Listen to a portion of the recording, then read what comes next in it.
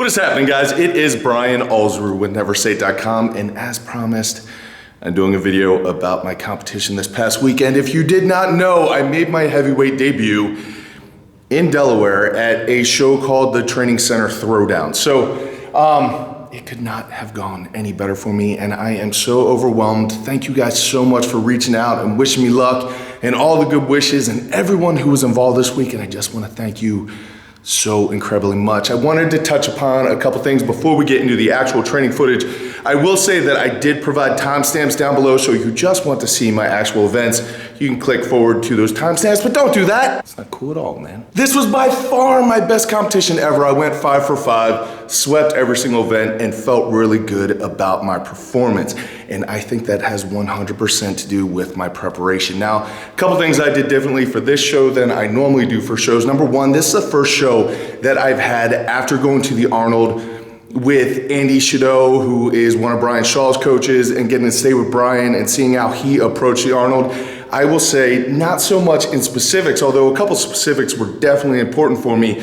Things like ice baths and make sure I was hydrated and how to get the food in my body, and all those things definitely did matter. So I thank you so much, Brian and Carrie, for allowing me to come along on that trip to just experience that and show what a true professional does to prepare for something like this. That helped me a ton. It also didn't help that Andy, who, like I said, is one of Brian Shaw's coaches, was training with me every single Saturday, critiquing everything that I do. The guy puts me on fire. I absolutely love him. So thank you, Andy. This would not have been possible without you.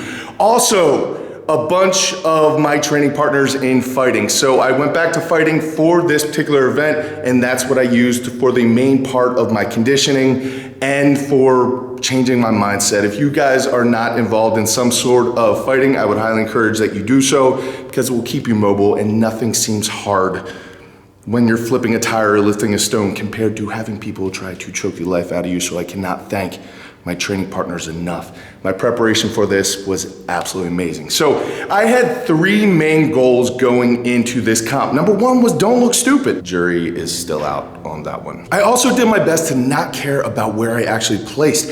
I just wanted to give the best performance that I could actually give. I did not expect to win because, like I said, this is heavyweight. It was my first competition as a heavyweight, and there are some massively strong individuals in that class, much stronger than I am. So I just wanted to perform to the best of my abilities. Because typically when I go into a competition, I do not perform to the best of my abilities. I let my head get in the way. I let a lot of things kind of happen that take away from that performance. So I wanted to perform to the best of my ability. I wanted to get more experience competing because I am very uncomfortable when I compete, and I figure for bigger shows like nationals, the more comfortable that I can get with competing, the better off I'm going to be. And lastly, I tried to have fun. Did I actually have fun? I can't really say. It was definitely enjoyable, but if I was not performing as well as I thought that I could, I don't think it would have been that fun for me. So yeah, I had fun. Mission accomplished. All right, so I got to Delaware on Friday, and the entire point was so that my wife and I could get down there, we could get some food, and then we could start resting, and I could take an ice bath. Now, the ice bath was glorious because my bathtub at home is a little tiny bathtub. It was not made for people of my size, so I can only ice part of my body at a time, but in a big hotel bathroom where they had a large tub and all the ice that I could possibly want, it was like a dream. I took a really long, really deep ice bath, and I can say that that definitely helped with my performance. After that, I just chilled out, I watched Netflix, and went to bed. The next day was Saturday, and that is when the competition actually took place. Weigh-ins were at 9, the athletes meeting was at 9:30, and the event kicked off at 10. Now, there was a lot of rain moving in, so Kyle Bixler, the promoter of the event, tried to change it to make sure that we were not doing farmer's carries or tire flips in the rain, because that wouldn't have ended well for anybody. So he changed up. We were originally going to go for the Circus Dumbbell first because that was eligible for state records. So instead of doing that, he decided to do the farmer's walk first. So now in my training, the farmer's walk had not gone well at all. I had 315 in each hand, and this is a weight that I've done many, many times in the past, but for some reason in the past month, I have not been able to hold on to that for more than about 10 feet, and the course was 60 feet long. So this was probably my highest stress event out of all of them because I wanted to not, again, look stupid. Looking stupid was the main thing there. So I was really hoping that would hold on. He said competitor ready, set, go. I took off, my hands held. It actually felt really good. I felt like I could have done a lot more, whether that was game day or the deload or whatever, but it went spectacularly. I ended up coming in first in that event, and that was awesome. It was such a relief. After this point in the competition, I felt good. I felt like I was just released to do whatever it was that I was going to do, but I didn't have to worry about that farmer's walk thing anymore, so that was a positive. Event number 2 was a tire flip for as many reps as possible in 60 seconds. Now, our tire weighed 660 pounds. Now, I am not sure about your gym. You probably go to a very reputable gym where they actually weigh everything, so when it says a 660-pound tire, it means a 660-pound tire, and I know that Kyle Bixler events, that is the case. It did feel just about like a 660-pound tire because we actually have a 650 and it felt very similar.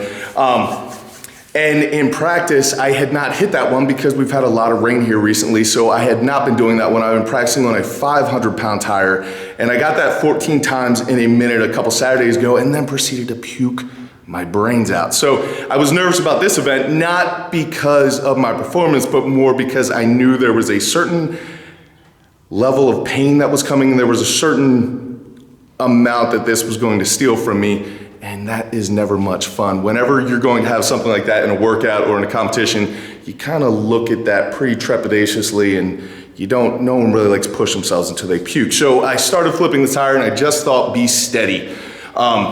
I didn't want to push too hard because I was going first in my class because I was the last one to sign up. So I didn't know how many I had to beat. If other people were only gonna get 5 or 6, then I know I only have to do 7. But since I did not know that, I had to go full out, go full potato. So I was just thinking, be steady. Do not completely spend yourself on this event. You can afford a second place finish if you need to. So I went off on the tire and ended up getting 9 flips. So 9 flips put me in first place. So that was 2 events down with 2 wins. I was extremely happy about that. Next up was Circus Dumbbell. Now you had 3 attempts. That's all you got was 3 attempts. And the current state record for my weight class was 200 pounds. Now there was another individual there, and I'm not gonna mention his name because I don't know if he wants to be mentioned on camera, but he was an awesome individual. It was probably the first time I've ever actually met him in real life. We know each other, but we got to meet, we got to talk, and he was a super cool guy, and he informed me that his entire purpose of coming to the competition was to hopefully go for that Circus Dumbbell record. So, and my entire intention was to hopefully get a nationals ticket and hopefully have some fun again. I'm not sure if that happened, but when we got in, I asked where he was going to open, or he asked me where I was gonna open, and he said he was gonna open at 205, which is 5 pounds over the current state record. Now, you guys know me in Circus Dumbbell. I do not like the Circus Dumbbell. The Circus Dumbbell does not like me. So I thought it would be prudent to jump in at 190. For warm-ups, I am not a person of conflict, so warm-ups, everyone's trying to warm up on the same implements, and I don't like to jump in and just kind of be whatever. So I just go with whatever other people have loaded. So I think I hit like 135 and then like 170, and both felt absolutely amazing. I knew it was gonna be a good day, but I decided to open up with 190, even though I knew that didn't put me at as good of a standing in the end. So if you both top out same weight, so let's say you both did a Circus Dumbbell 250, whoever entered in later, so if someone jumped in at 190 like I did and ended up at 250, if someone jumped in at 200 pounds and ended up at 250, the person who jumped in later wins. Higher risk, higher reward, all that kind of stuff. But like I said, I didn't know where he would end up, and I didn't know where I was gonna end up, so I thought 190 was a good place to start. So I hit 190, that was an absolute joke. And then jumped to 205, which is where he opened up at. He hit that with no problem at all. Then I came in, I hit it no problem at all. So he had the state record. I guess I tied the state record with him there. And then he loaded 220 and I called 230. So my plan was to hit 205 and then jump straight to 230.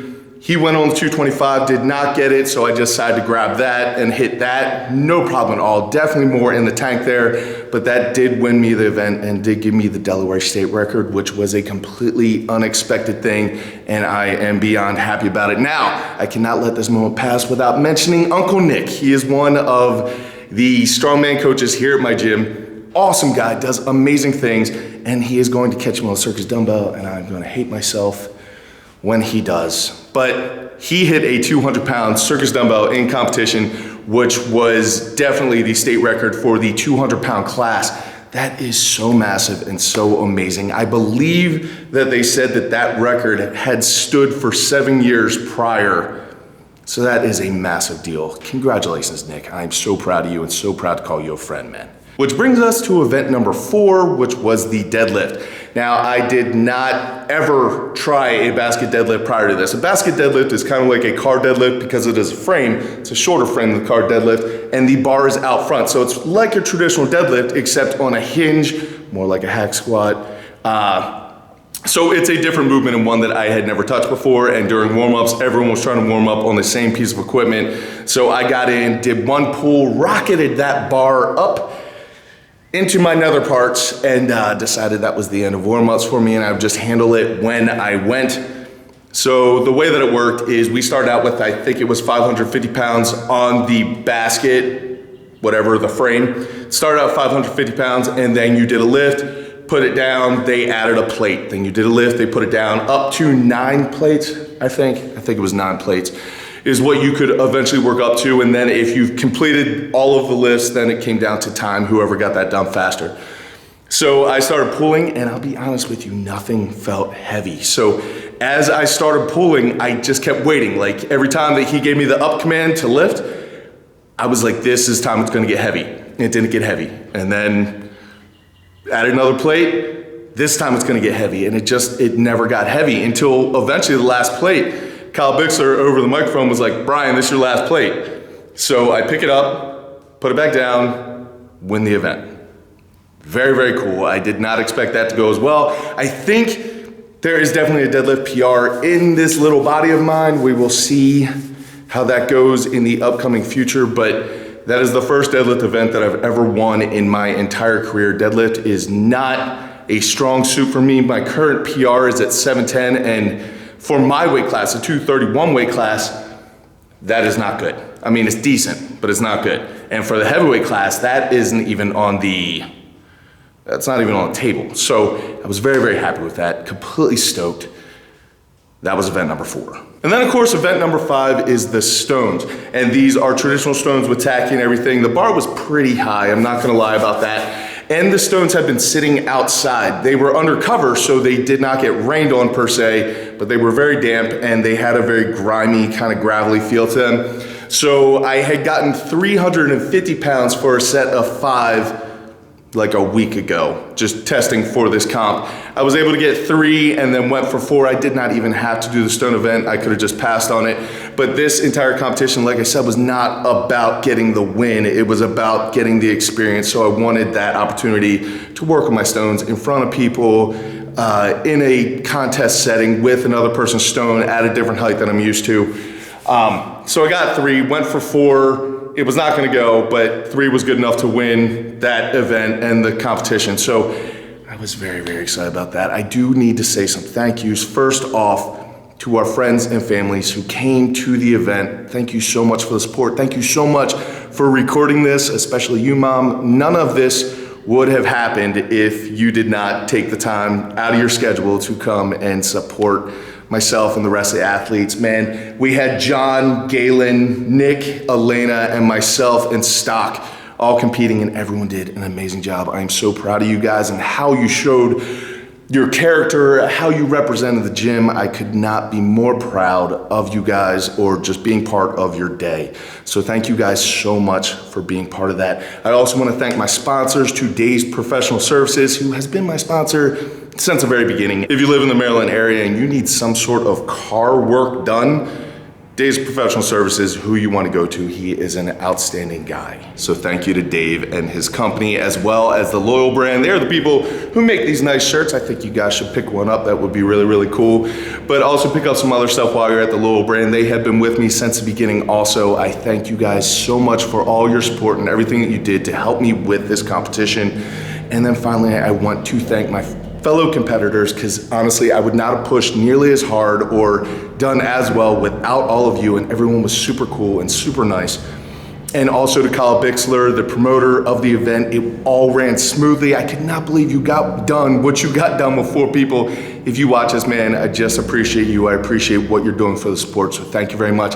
And finally, I want to say thank you to my beautiful wife who sacrificed so much for me to have this day. So I just thank you so much, Elena. I love you. I thank each and every single one of you for all your support, for all your well wishes, for everything that you guys do to help me live my dream. I will catch up with you guys later in the week, but until I do, go out, do something amazing, realize, keep working hard, people. Be nice to each other, and I'll see you then.